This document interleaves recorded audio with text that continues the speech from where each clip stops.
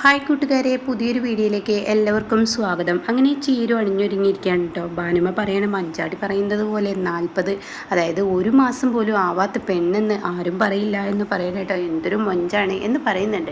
ആ സമയം മഞ്ചാടി പറയണേ, ശരിയായിട്ട് എൻ്റെ ചേച്ചിയെ കാണാൻ എന്തൊരു ഭംഗിയാണ് എന്നൊക്കെ ഇങ്ങനെ പറയുമ്പോൾ, എന്തായാലും ആളുകൾ വരുന്നതല്ലേ, മോൾക്ക് കണ്ണ് തട്ടാതിരിക്കട്ടെ എന്നൊക്കെ പറയും. ഇപ്പോൾ ഭാനുമ ഇങ്ങനെ ഓരോന്നൊക്കെ പറഞ്ഞ്, അല്ല ചിലവർക്കൊക്കെ ദൃഷ്ടിദോഷം തട്ടും, അത് തട്ടാതിരിക്കട്ടെ എന്നൊക്കെ പറഞ്ഞ് സംസാരം തുടരുകയാണ് കേട്ടോ.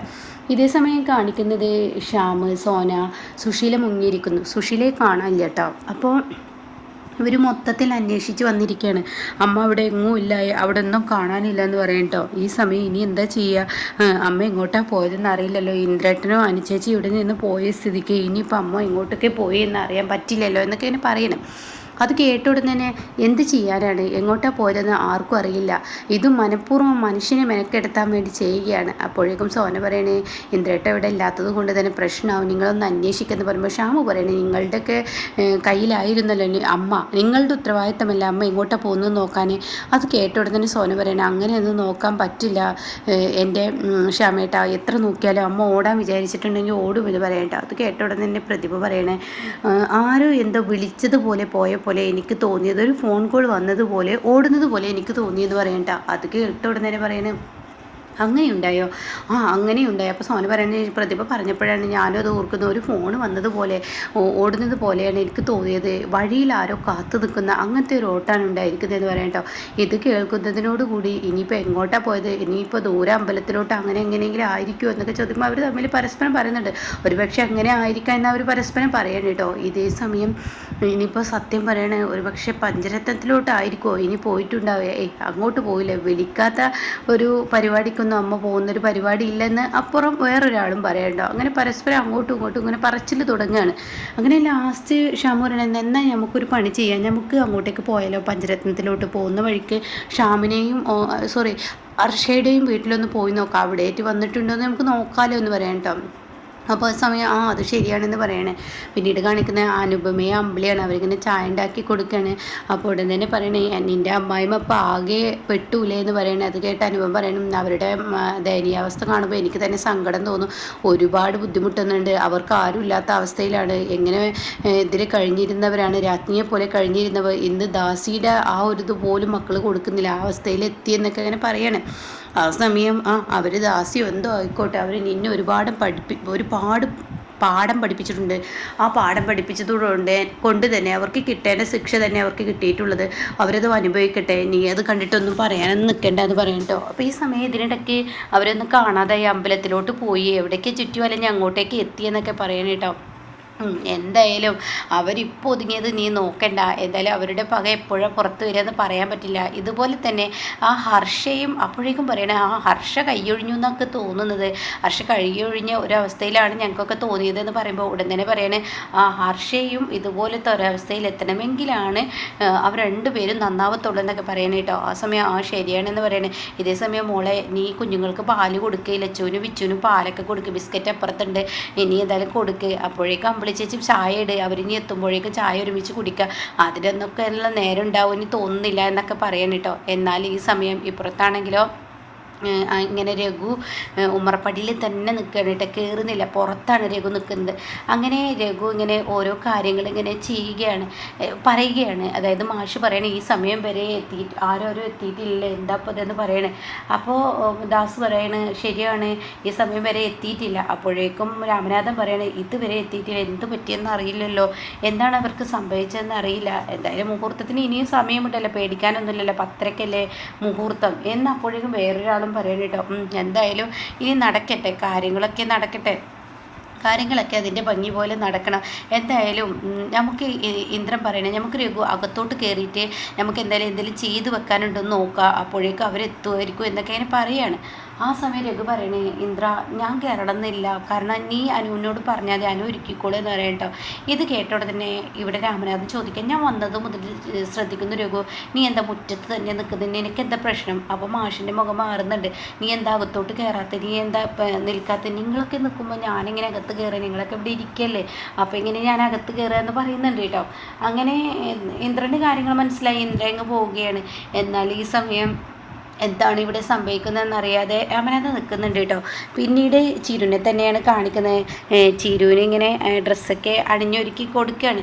അപ്പോൾ അണിഞ്ഞൊരുങ്ങിയിരിക്കുകയാണ്. കുഞ്ഞിനെ പെട്ടെന്ന് മാറ്റാൻ നോക്കുക, കുഞ്ഞിന് പാല് കൊടുക്കുക എന്നൊക്കെ ഇങ്ങനെ മഞ്ചാടി പറയുന്നുണ്ട്. അപ്പോഴാണ് കേട്ടോ ഈ പറയുന്ന സുശീലയും കൊണ്ട് ഈ പറയുന്ന വിനയൻ്റെ വരവ് കേട്ടോ. പക്ഷെ ഇവർക്ക് ആർക്കും അറിയില്ല അതിൽ സുശീലയുണ്ടെന്ന്. അങ്ങനെ വിനയം വന്നപ്പോൾ എല്ലാവരും സന്തോഷത്തോടു കൂടി നിൽക്കുക. വിനയം ഇറങ്ങാണ്.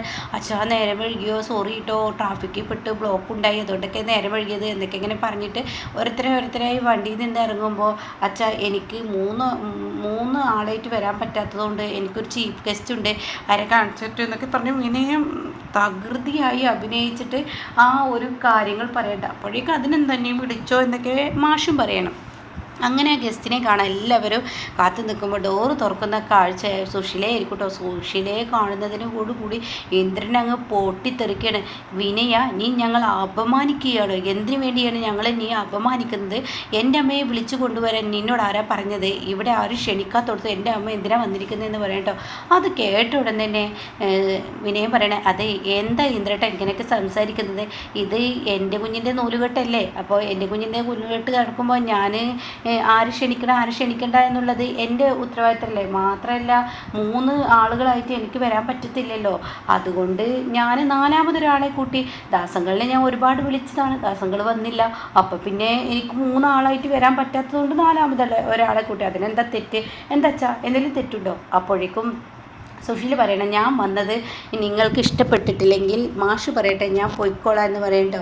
ഈ സമയം മാഷ് പറയണേ, ഞാൻ എൻ്റെ വീട്ടിൽ വന്ന അതിഥികളെ ആരെയും പുറത്തോട്ട് പറഞ്ഞാൽ കയറില്ല, അത് ശത്രുവാണെങ്കിൽ പോലും എനിക്കങ്ങനെ ഒരു സ്വഭാവമില്ല, അതുകൊണ്ട് തന്നെ നിങ്ങൾ കയറിക്കോളൂ എന്ന് പറഞ്ഞിട്ട് കയറാൻ പറയാണ്. അങ്ങനെ സുശീല നല്ല സന്തോഷത്തോടു കൂടി കയറുകയാണ്. എന്നാൽ ഈ സമയം ഇന്ദ്രൻ്റെ പ്രതികാരത്തോടു കൂടി നോക്കുകയാണ്. ഇതേ സമയം എല്ലാവരും കയറിപ്പോകുമ്പോൾ രഘു കയറുന്നില്ല കേട്ടോ. രഘു അവിടെ തന്നെ നിൽക്കുകയാണ്. ഈ സമയമാണെങ്കിലോ മഞ്ചാടി ഓടി വന്നിട്ട് പറയാണ്, ദേ ചിരി ചേച്ചി, ആ സുശീലാൻ്റെയും കൊണ്ടാണ് വിനയേട്ടൻ വന്നിരിക്കുന്നതെന്ന് പറയട്ടോ. അത് കേൾക്കുന്ന എന്താ ഈ പറയുന്നത്, എന്താ ഈ കാണിക്കുന്നത്? വിനയേട്ടൻ എന്താ? അതെ, ആ സുശീലാൻ്റെയും കൊണ്ടാണ് വന്നിരിക്കുന്നതെന്ന് പറയട്ടോ. അപ്പോൾ ഈ സമയം അങ്ങോട്ടേക്ക് ലതിക കയറി വരണം. അപ്പോൾ ലതികയോട് പറയണേ, എന്താ അമ്മ ഇതൊക്കെ കാട്ടിക്കൂട്ടുന്നത്? അമ്മ ഇതിനെല്ലാം കൂട്ടു നിൽക്കുകയാണ്, എന്തൊക്കെയാണ് ഈ കാട്ടിക്കൂട്ടുന്നതെന്ന് പറഞ്ഞു ഉടനെ, ഞാൻ എന്ത് ചെയ്യാനാണ് മോളെ? വിനയനെ ആ സമയമാണ് സുശീലയെ വിളിച്ചത്, 3 ആൾ വരാൻ പറ്റത്തില്ല, അതുകൊണ്ട് 4മതൊരാൾ വേണമെന്ന് പറഞ്ഞിട്ട് വിനയം പിടിച്ച് കയറ്റിയതാണ്, എനിക്കറിയില്ലല്ലോ. അപ്പോൾ എൻ്റെ മക്കളെന്തേ? മക്കളെ കൊണ്ടുവരണ്ടേ? 5 ആളുണ്ടല്ലോ, എൻ്റെ മക്കളെ കുട്ടിയാണ്, പിന്നെന്താ പ്രശ്നം എന്നൊക്കെ ചോദിക്കുമ്പോൾ ഉടൻ തന്നെ പറയുകയാണ്, മക്കൾക്ക് കോൾഡ് ആയതുകൊണ്ട് എൻ്റെ അമ്മ ഇങ്ങനെയുള്ള ക്രൂരതകൾ ചെയ്യരുത് കേട്ടോ. അമ്മയുടെ മകൻ കാട്ടുന്നത് ഒരുപാട് ക്രൂരതയാണ്. ഒരു നിമിഷം കൊണ്ട് എല്ലാ സന്തോഷങ്ങളും തകർന്നടിഞ്ഞു. എൻ്റെ അമ്മ എന്തിനാ ഇങ്ങനെയൊക്കെ ചെയ്യുന്നത്? എടി മോളെ, ഞാൻ അറിഞ്ഞും കൊണ്ട് ഒന്നും ചെയ്തതല്ല. അവൻ പാതി വഴിയിലാണ് സുശീലയെ കയറ്റിയത്. ഈ സമയം ഞങ്ങൾ പോലും അറിഞ്ഞിട്ടില്ല അവരാരെ കയറ്റുന്ന പറഞ്ഞിരുന്നു. പക്ഷേ ഞങ്ങൾ പോലും അറിഞ്ഞില്ല. ഇതിനു വേണ്ടിയാണെന്ന് ഞങ്ങൾ ഒരിക്കലും പ്രതീക്ഷിച്ചില്ല. എന്തായാലും ഞാനും അവൻ്റെ അമ്മാവനും അവനെ വെറുതെ ഒന്നും വിടില്ല, അവനക്ക് നല്ല വെച്ചിട്ടുണ്ടെന്നൊക്കെ പറയണം കേട്ടോ. അതേസമയം ലതിക ചോദിക്കുകയാണ്, അല്ല മോളെ, നിൻ്റെ മനസ്സിൽ എന്തെങ്കിലും പേരുണ്ടോ? കുഞ്ഞിന് ഇടാനുള്ള പേര്? ആ ഉണ്ടല്ലോ, അനന്തപത്മനാഭൻ എന്ന പേരുണ്ട്. അത് കേട്ട ഉടൻ തന്നെ ആഹാ നല്ല പേരാണല്ലോ ലതിക പറയുകയാണ്. കാരണം അനന്തമാഷിൻ്റെ പേരിന് പോലെ തന്നെ ഉണ്ടല്ലോ അനന്തപത്മനാഭൻ, അത് നന്ന്. അനന്തപത്മനാഭൻ എന്ന് പറഞ്ഞാൽ പിന്നെ പറയാനില്ല, എല്ലാ ഈശ്വരങ്ങളുമുള്ള ഒരു മോനെ തന്നെ, ഈശ്വരൻ തന്നെ എന്നൊക്കെ ഇങ്ങനെ പറയാണ്. ആ സമയം എന്തായാലും ഞാൻ വിനയനോട് ചെന്ന് പറയട്ടെ എന്ന് പറയാണ്. ഇതേ സമയം ഇവരിവിടെ കുഞ്ഞിനെ ഇങ്ങനെ ഇടമോനെ എന്നൊക്കെ പറഞ്ഞ് ചീരിങ്ങനെ കുഞ്ഞിനെ തലോടിയും കൊണ്ടിരിക്കുകയാണ്. അപ്പോഴാണ് വിനയനോട് ചെന്ന് പറഞ്ഞിരിക്കുന്നത്. അപ്പോൾ വിനയനോട് തങ്ങ് പറയുമ്പോൾ സുശീലയുടെ അടുത്ത് എൻ്റെ ആൻറ്റി എന്ന് പറയുന്നുണ്ട്. അപ്പോഴേക്കും ഇപ്പുറത്താണെങ്കിലോ രാമനാഥൻ, അതുപോലെ രഘു ഇല്ല, ഇന്ദ്രൻ, അതുപോലെ മറ്റുള്ളവരൊക്കെ അവിടെ ഇരിക്കുന്നുണ്ട് കേട്ടോ. ആ സമയമാണ് സുശീലയോട് എൻ്റെ ആൻറ്റിക്ക് ഒരു കാര്യം കേൾക്കണമെന്ന് പറഞ്ഞിട്ട് വിനയൻ കടകടാച്ചിട്ട് ചിരിക്കുക, ഒരു പൊട്ടിച്ചിരിയാണ് കേട്ടോ, കളിയാക്കി പരിഹസിച്ച് ചിരി. എൻ്റെ ആൻറ്റിക്ക് കേൾക്കണോ? എൻ്റെ ഭാര്യ ചീരും കുഞ്ഞിനിടാൻ വെച്ചിരിക്കുന്ന പേര് കേൾക്കണം, അനന്തപത്മനാഭനാത്രേ. അനന്തപത്മനാഭൻ എന്തൊക്കെ പേരാണ് ഈ വിളിക്കുന്നത്? ഇവിടെ അനന്തമാഷിന് ഉള്ളപ്പോൾ വേറൊരു അനന്തപത്മനാഭൻ എന്തിനാന്നൊക്കെ പരിഹസിച്ച് പറഞ്ഞ് ചിരിക്കുകയാണ് കേട്ടോ. ഇത് കേൾക്കുന്ന എല്ലാവർക്കും ദേഷ്യം പിടിക്കുകയാണ്. ആ സമയം ശരിയാണല്ലോ, അനന്തപത്മനാഭനോ എന്തൊക്കെയാണ് ഈ പറയുന്നത്?